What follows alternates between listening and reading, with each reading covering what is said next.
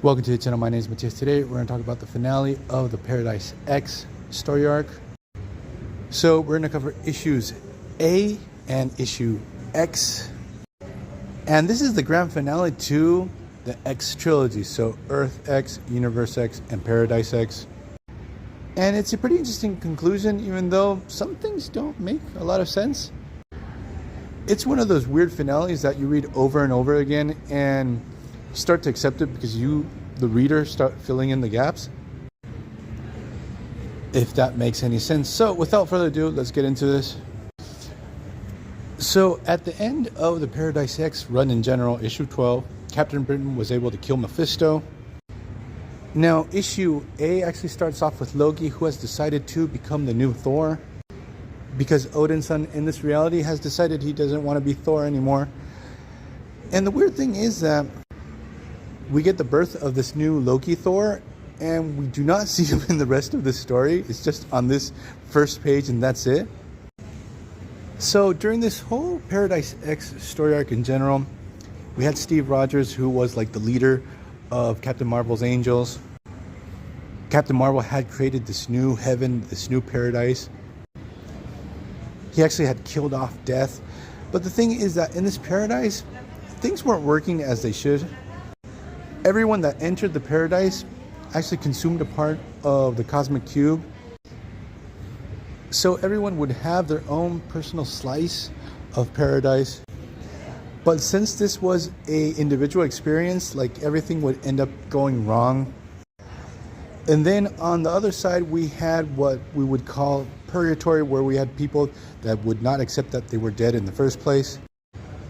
And Steve Rogers really did not like the situation, so he actually started his rebellion from this purgatory. Steve Rogers actually teams up with Thanos, of all people, and what they do is that they reawaken the Red Skull of this reality, since he was a telepath, and actually made him use his powers to make everyone realize that they were dead, so everyone went to paradise. Now, while all this is going down, we discover that Captain Marvel's Paradise was actually in the negative zone. And as more people entered Captain Marvel's Paradise, it started to grow and grow and consume all of the negative zone. Things got so bad that Annihilus actually searched out for Reed Richards for help. So what happens is Reed Richards actually decides to try to jump into Paradise X via the negative zone.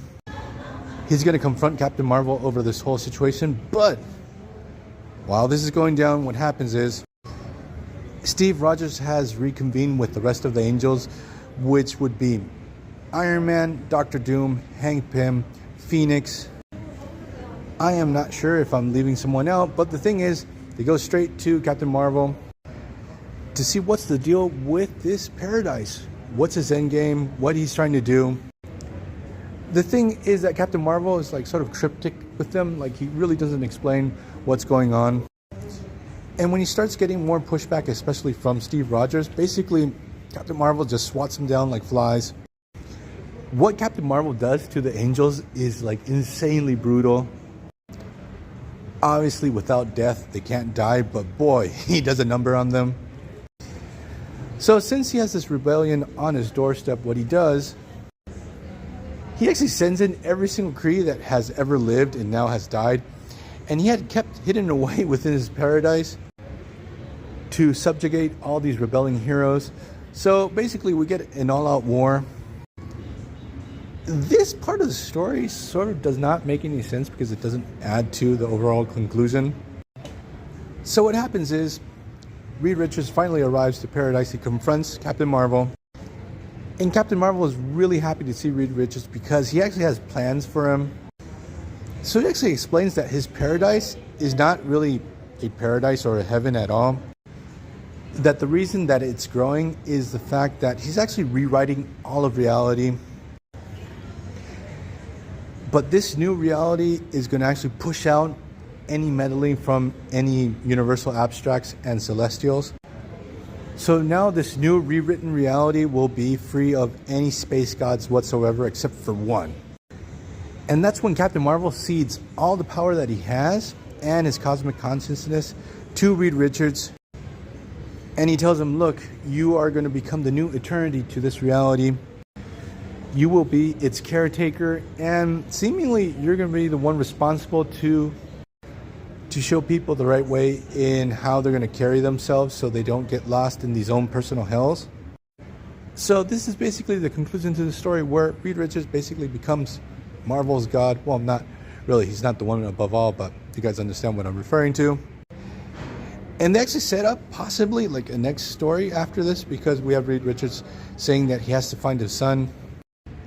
Because in this reality, what had happened is that Franklin Richards had become Galactus. But Marvel after this never revisited this reality, so that's still there for someone to take up that story. But we're going to leave this video here. I hope you guys liked it. See you guys next time. Bye.